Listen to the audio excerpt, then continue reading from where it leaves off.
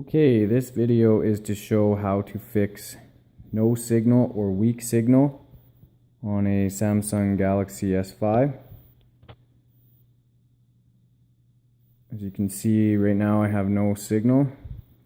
I understand this method may not work for everyone, but it did the trick for me and my wife, and hope this video can help other people, as I haven't seen this option very much on the internet. So what you're going to want to do is go into your settings and scroll down till you get more networks and click on mobile networks. And what you're going to want to change is this network mode. So right now it's LTE WCDMA/GSM.